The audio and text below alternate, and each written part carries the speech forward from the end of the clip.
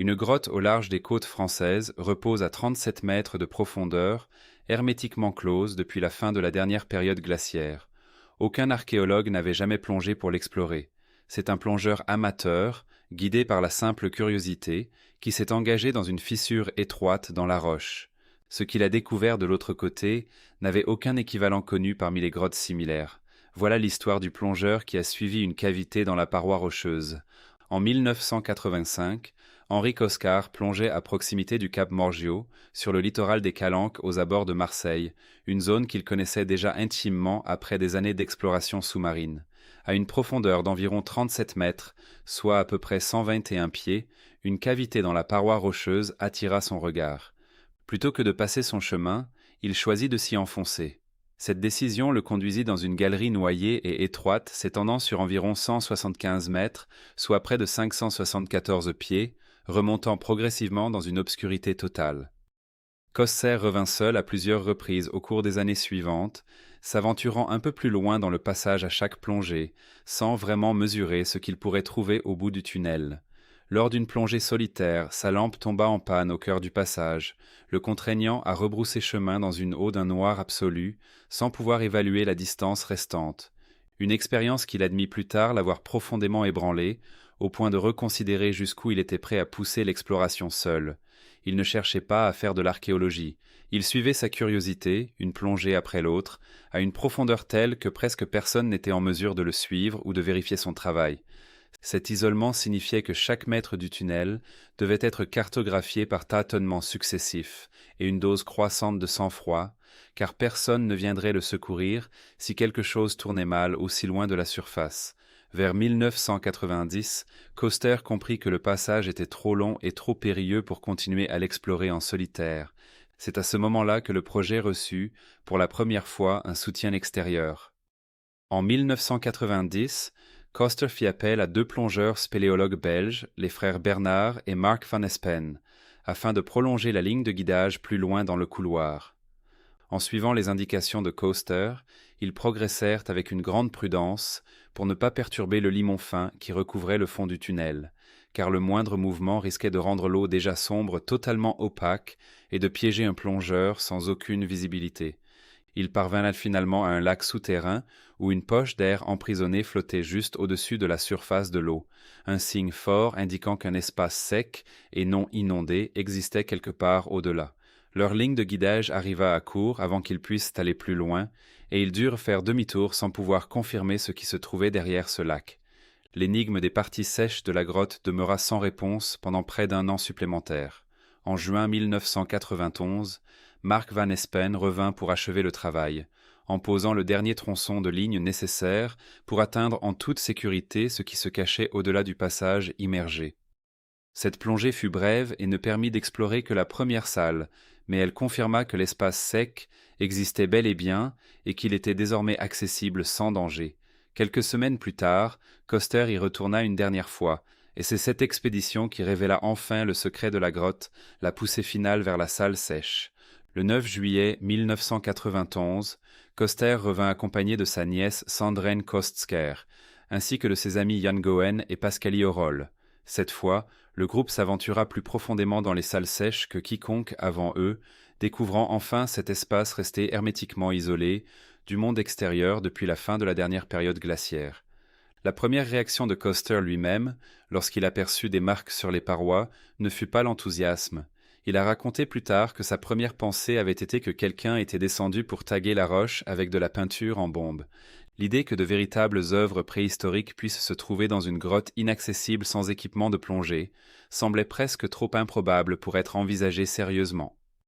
C'est progressivement, lui et ses compagnons, qu'ils ont compris que ce qu'ils avaient sous les yeux n'était pas du tout du vandalisme moderne, mais quelque chose qui était resté intact dans cette chambre pendant des dizaines de milliers d'années. Ce moment de prise de conscience aurait dû représenter le point culminant de toute cette histoire, mais le malheur a frappé en l'espace de quelques semaines, et c'est ce drame, bien plus que la découverte elle-même, qui a finalement contraint la grotte à sortir de l'ombre, le drame qui l'a rendu public. En septembre 1991, le pire s'est produit. 3 plongeurs de Grenoble qui exploraient de leur propre initiative ce même passage sous-marin après que la nouvelle de la découverte avait commencé à circuler discrètement dans la communauté locale de plongée, se sont perdus dans le tunnel et n'ont pas pu retrouver leur chemin à temps. Costes et Yandogan ont participé à la récupération de leur corps dans le passage, une tâche éprouvante qui a rendu impossible le maintien du secret autour de la découverte. 2 jours plus tard, le 3 septembre 1991, Coste a officiellement signalé l'existence de la grotte aux affaires maritimes de Marseille. Ce signalement a déclenché une procédure formelle, la découverte étant rapidement transmise au service régional d'archéologie, rattaché au ministère de la Culture.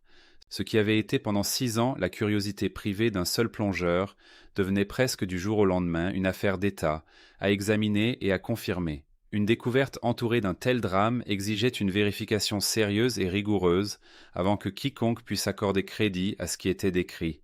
Et trouver quelqu'un de compétent pour mener cette vérification s'est révélé être, à lui seul, un problème bien singulier. L'archéologue qui a dû apprendre la plongée spéléologique. Pour confirmer l'authenticité des peintures, il fallait un expert capable de les examiner en personne.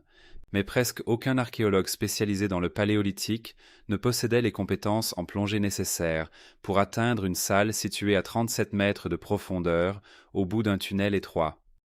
Les autorités se tournèrent finalement vers Jean Cortan, un archéologue dont l'expertise portait davantage sur le néolithique, car il était l'un des rares chercheurs qualifiés physiquement en mesure d'effectuer cette plongée. Du 18 au 20 septembre 1991, une expédition menée par Corton, accompagnée du spécialiste de l'art pariétal Jean Close, prit la mer à bord d'un navire de recherche appelé l'Archonneau pour examiner le site directement. Close lui-même n'était pas encore plongeur à cette époque. Il avait entendu parler de la grotte pour la première fois grâce aux photographies de Costker, alors qu'il travaillait au ministère de la Culture, et les avait trouvées suffisamment fascinantes pour apprendre la plongée sous-marine à 69 ans, précisément afin d'étudier la grotte en personne. Il allait ensuite effectuer des dizaines de visites au cours des années suivantes, malgré des mers agitées et des conditions météorologiques difficiles, qui entraînaient régulièrement l'annulation de sorties prévues. Corton authentifia le site en 1991, confirmant que les peintures et gravures étaient bel et bien d'origine ancienne et non une contrefaçon moderne mise en scène dans une grotte difficile d'accès. Cette confirmation souleva presque aussitôt une question évidente. Si cette grotte abritait de véritables peintures de l'âge de glace, comment une telle galerie d'art antique avait-elle pu se retrouver au fond de la mer Méditerranée? Elle ne dissipa pas non plus tous les doutes immédiatement. Et pendant un certain temps, un scepticisme très médiatisé menaça d'éclipser complètement la découverte. Les sceptiques qui faillirent enterrer la découverte. La France compte plus de grottes ornées de l'âge de glace que n'importe quel autre pays au monde. Pourtant, chacune d'entre elles, avant celle de Coster, avait été découverte à l'ouest du fleuve Rhône. Personne n'avait jamais rien trouvé de semblable à l'est du Rhône dans la région de Provence.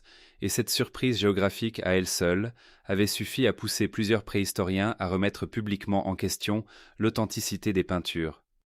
Le scepticisme s'était amplifié dès que certains détails des œuvres avaient commencé à circuler dans la presse. Les critiques signalaient la présence de ce qui ressemblait à un pingouin, un animal que personne ne s'attendait à voir dans l'art de l'âge de glace français, ainsi que des mains dont les doigts semblaient avoir été volontairement raccourcis, et la coïncidence troublante que le bord inférieur de plusieurs chevaux peints s'alignait précisément avec le niveau d'eau actuel de la grotte. Une partie de ces critiques s'était exprimée publiquement dans le journal espagnol El País, où des interrogations avaient été soulevées quant à la possibilité que l'ensemble du site soit une falsification élaborée.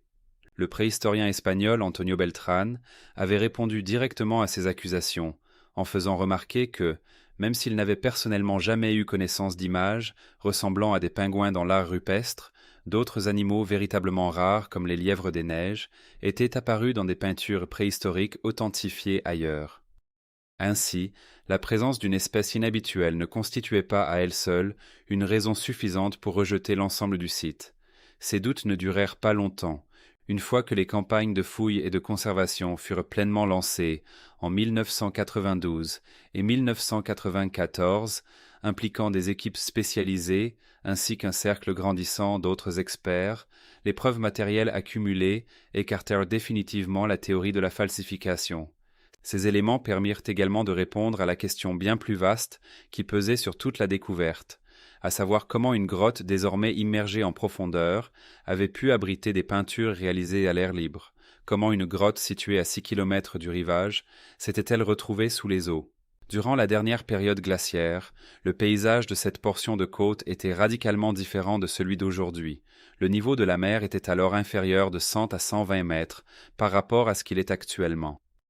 À cette époque, d'immenses quantités d'eau de la planète étaient emprisonnées dans des glaciers et des calottes glaciaires, si bien que la grotte se trouvait à environ 6 kilomètres à l'intérieur des terres, dominant un paysage ouvert, en gradin plutôt qu'une quelconque étendue marine. Il y a environ 10 000 ans, durant la période de réchauffement connue sous le nom d'Holocène, les glaciers ont commencé à fondre rapidement et le niveau des mers a grimpé partout sur le globe. Le littoral méditerranéen a progressivement avancé vers l'intérieur des terres au fil des millénaires, jusqu'à engloutir complètement la vallée qui s'étendait devant la grotte, puis il a continué de monter jusqu'à submerger l'entrée elle-même, coupant tout accès à sec à la grotte il y a environ 9000 ans.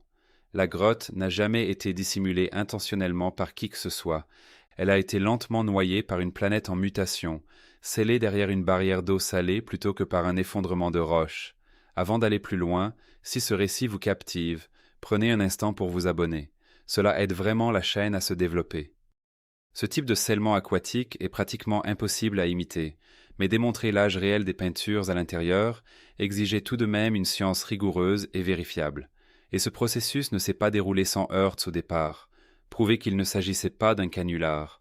Lorsque les premières estimations concernant l'âge de la grotte ont été annoncées, certains chercheurs ont exprimé des doutes, car les chiffres avancés semblaient trop anciens pour être acceptés sans confirmation directe.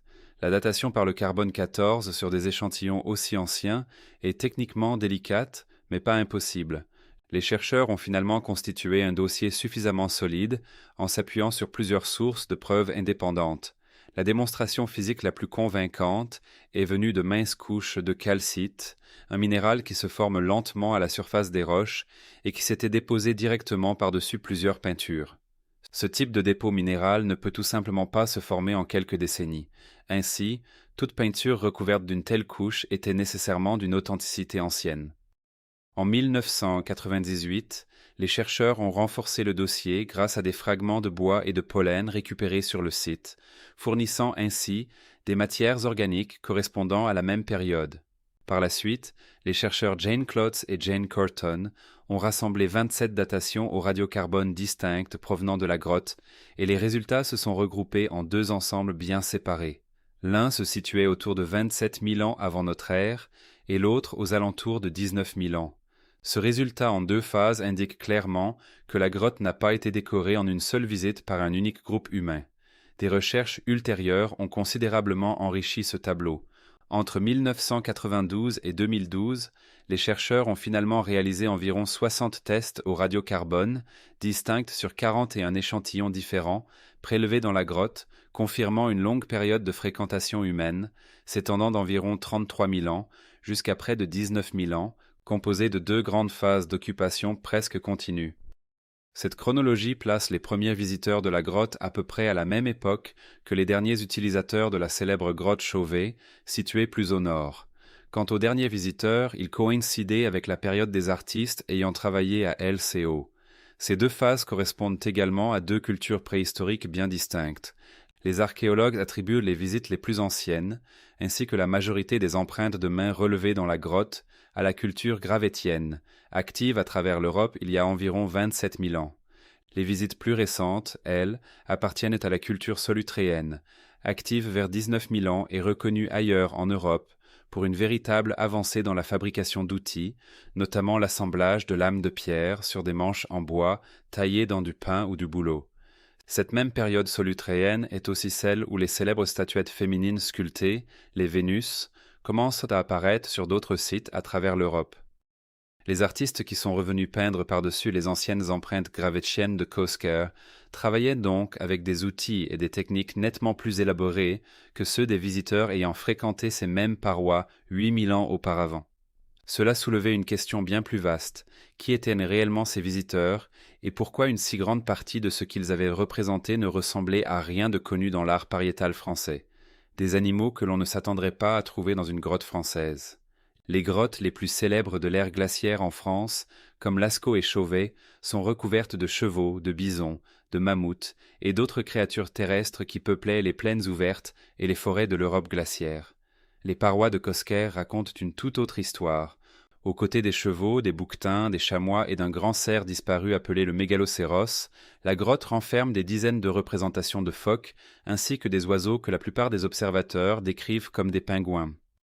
Le nombre total de figures recensées à l'intérieur atteint aujourd'hui environ 500 peintures et gravures individuelles, représentant 11 espèces différentes, dont un lion des cavernes et une antilope saïga, deux animaux qui ont depuis lors complètement disparu de la région méditerranéenne, ainsi que près de 200 signes géométriques distincts répartis sur les parois. Ces oiseaux n'étaient presque certainement pas de véritables pingouins, car les pingouins n'ont jamais existé dans l'hémisphère nord. Les chercheurs qui ont étudié ces images estiment que les artistes représentèrent le grand pingouin, un grand oiseau marin incapable de voler, qui prospérait autrefois dans tout l'Atlantique Nord, et ressemblait de façon frappante à un petit pingouin, avec son corps noir et blanc taillé pour la nage, plutôt que pour le vol. Le grand pingouin a finalement disparu dans les années 1800, chassé jusqu'à l'extinction bien après que ses peintures eurent été réalisées, ce qui fait de Cosquer l'un des rares endroits sur Terre où l'on peut contempler l'un d'eux immortalisé dans l'ocre et le charbon. La grotte renferme également des tracés que certains chercheurs interprètent comme des méduses ou des pieuvres, ajoutant ainsi davantage de vie marine à un ensemble artistique qui, selon tous les autres exemples connus de cette époque, aurait dû se limiter strictement à la faune terrestre. Ce choix de sujet marin prend tout son sens dès lors qu'on se rappelle que la grotte se trouvait autrefois à proximité du littoral de l'ère glaciaire. Pourtant, les représentations les plus énigmatiques et les plus discutées à l'intérieur de Cosquer ne sont pas des animaux. Le panneau des chevaux est la salle qui s'ouvre en profondeur. Loin dans les entrailles de la grotte, au-delà de l'endroit où le tunnel inondé laisse enfin place à un sol sec, le plafond s'élève brusquement jusqu'à une trentaine de mètres dans la dernière salle, dévoilant un espace si vaste que les premiers explorateurs eurent besoin de plusieurs instants pour en saisir pleinement les dimensions. Le long d'une paroi s'étend ce que les spécialistes appellent aujourd'hui le panneau des chevaux, une concentration remarquable d'images, comprenant 63 représentations équines individuelles, ce qui en fait l'un des plus grands ensembles de figures de chevaux recensés dans une grotte ornée de France. Ce panneau voisine avec les croix gravées de la grotte, de simples marques géométriques taillées directement dans la roche plutôt que peintes, dont la signification précise demeure aussi obscure que celle de la plupart des autres signes présents dans la cavité. Que ces croix aient servi de marques de comptage, de signaux territoriaux ou qu'elles aient été liées à des systèmes de croyances aujourd'hui entièrement disparus, c'est une question à laquelle les chercheurs n'ont pas pu répondre sur la seule base des indices matériels disponibles. Les parois couvertes de peinture ne racontent cependant qu'une partie de l'histoire, et il s'avère que le sol de la grotte a conservé, lui aussi, ses propres témoignages discrets des personnes qui s'y trouvèrent jadis. Ce que le sol de la grotte a préservé au-delà des parois peintes et gravées, le plancher des salles sèches de Cosquer recèle encore des traces physiques laissées par ceux qui la fréquentèrent, intactes, sans avoir été perturbées par des charognards ni par une quelconque activité humaine ultérieure. Grâce à l'isolement quasi total de la grotte, les archéologues ont pu récupérer des restes de charbon provenant d'anciens feux et de torches, ainsi qu'un petit nombre d'outils en silex retrouvés éparpillés sur le sol. Une découverte particulièrement remarquable est une plaque de calcite mesurant environ 21,7 cm de long, que les chercheurs pensent avoir été utilisée comme lampe, servant probablement à faire brûler de la graisse ou de l'huile pour éclairer des salles qui auraient autrement été plongées dans une obscurité totale. Ces dépôts au sol comptent tout autant que les peintures murales elles-mêmes, car les matériaux brûlés comme le charbon de torche peuvent être datés directement par la méthode du carbone 14, offrant ainsi aux chercheurs un moyen indépendant de vérifier la chronologie établie à partir des œuvres situées en hauteur. Une lampe, quelques outils dispersés et des traces d'anciens feux dressent un tableau discret de personnes réelles, se déplaçant avec précaution dans des couloirs obscurs et inconnus, faisant exactement ce que n'importe qui explorant une grotte sans lumière électrique aurait dû faire pour voir où il mettait les pieds. Cette même combinaison de visites répétées et soigneuses est précisément ce qui rend la caractéristique la plus débattue de la grotte, ces nombreuses empreintes de mains, si difficiles à expliquer pleinement, les mains aux doigts manquants. Parmi les premières œuvres d'art de la grotte, On trouve des dizaines de pochoirs de main réalisés en appliquant une main à plat contre la paroi et en soufflant du pigment autour pour laisser un contour fantomatique. Les estimations du nombre total varient légèrement selon les sources, les registres officiels du patrimoine français recensant 55 pochoirs négatifs, de mains accompagnés de nombreux tracés digitaux.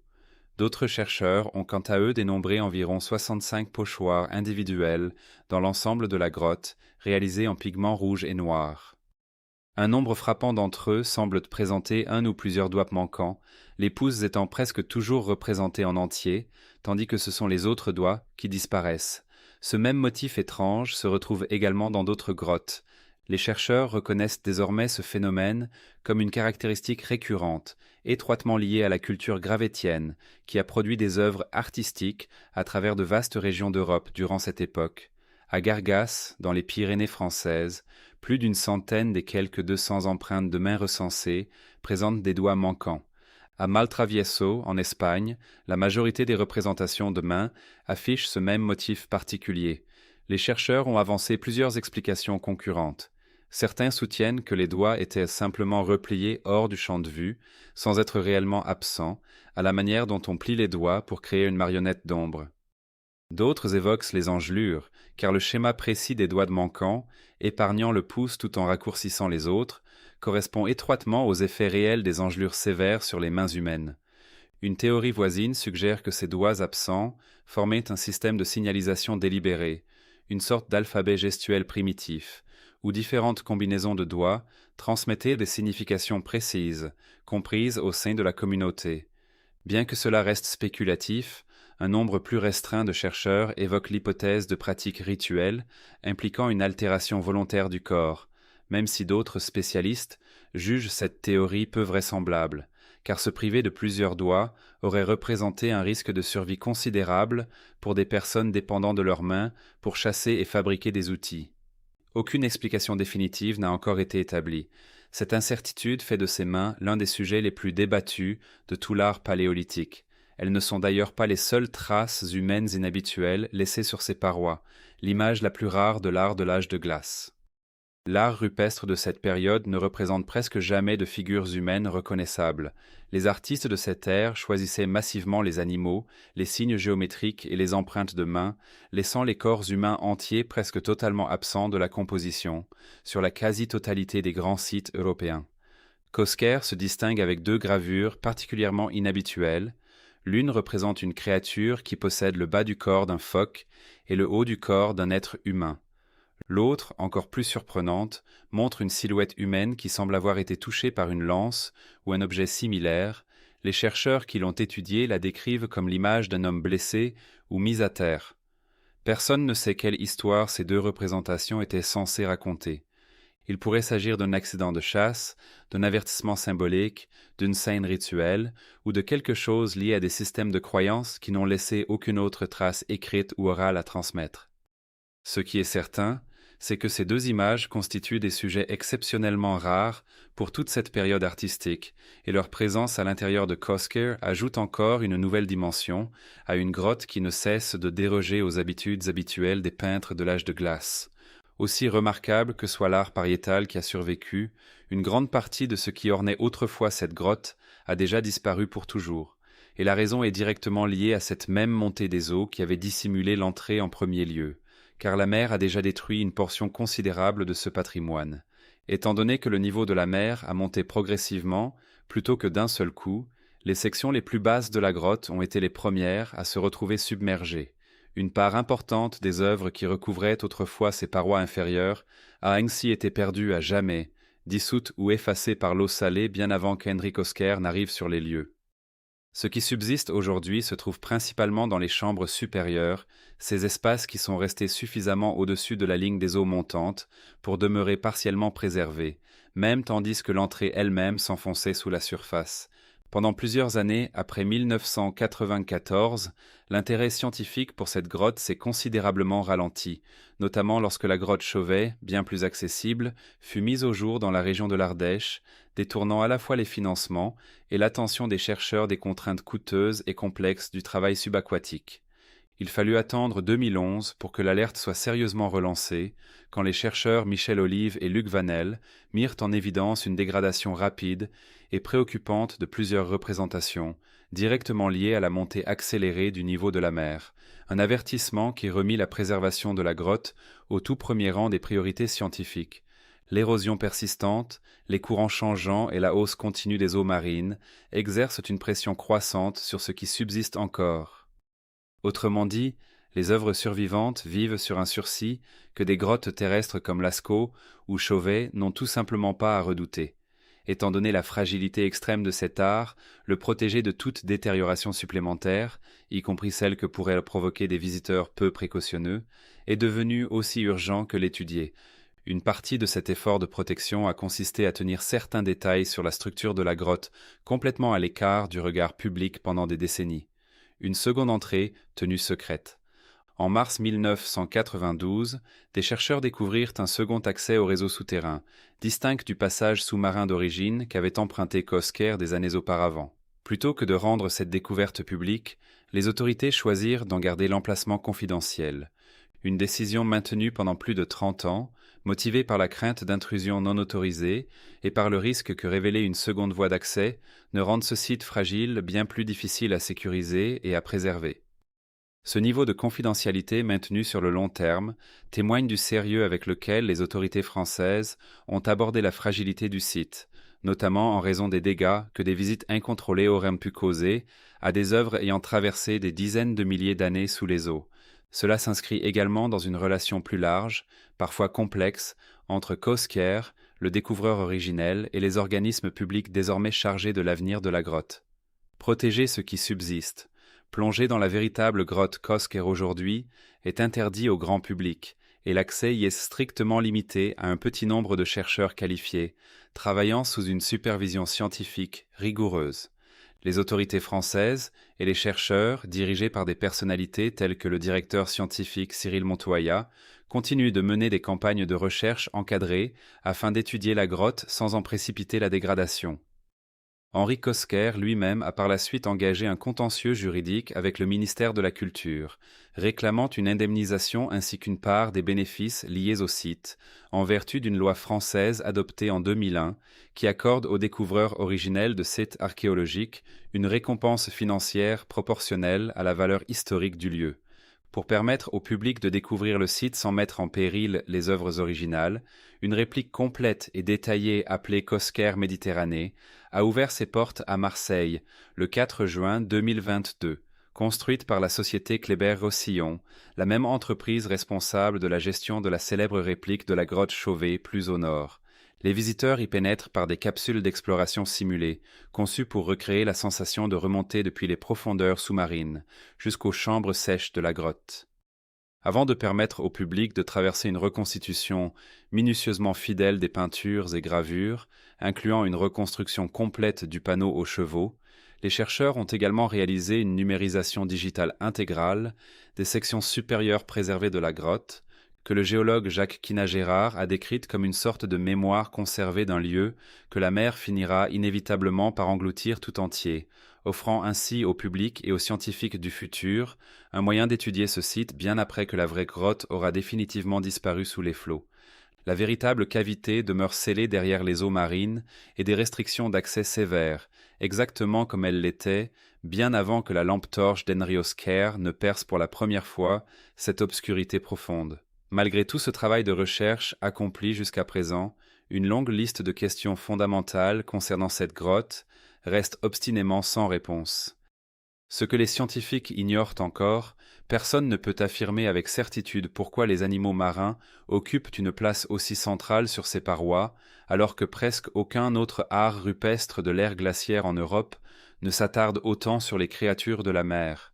Nul ne sait pourquoi certains visiteurs ont choisi de laisser des pochoirs de main aux doigts repliés ou absents, ni quelle signification ce geste portait réellement pour ceux qui l'ont réalisé. Personne n'a encore expliqué pourquoi deux groupes distincts, séparés par environ 8000 ans et travaillant avec des outils manifestement différents, ont tous deux choisi cette même grotte difficile d'accès pour y créer leurs œuvres, ni si le second groupe avait la moindre connaissance des images laissées dans l'obscurité par le premier. Ce que tout cela représente au fond. Chaque détail évoqué ici repose sur des datations au radiocarbone vérifiées, des analyses de couches de calcite et des décennies de travaux sous-marins extrêmement exigeants, menés conjointement par des plongeurs formés et des archéologues œuvrant ensemble dans des conditions particulièrement éprouvantes. Ce qui avait commencé par un seul plongeur suivant une fissure étrange dans une paroi rocheuse sous-marine s'est révélé être l'un des rares sites d'art de l'ère glaciaire sur Terre, centré non pas sur des chevaux ou des mammouths comme presque partout ailleurs, mais sur des phoques, des oiseaux marins disparus et un homme blessé. Une mer montante qui aurait pu effacer cette grotte à jamais en a au contraire préservé une partie pendant des milliers d'années, protégeant une image de la vie glaciaire qui ne ressemble en rien à ce que les scientifiques s'attendaient à découvrir avant qu'Henrik Kostker n'allume sa lampe pour la première fois. Si cette exploration vous a plu, pensez à vous abonner et on se retrouve très bientôt.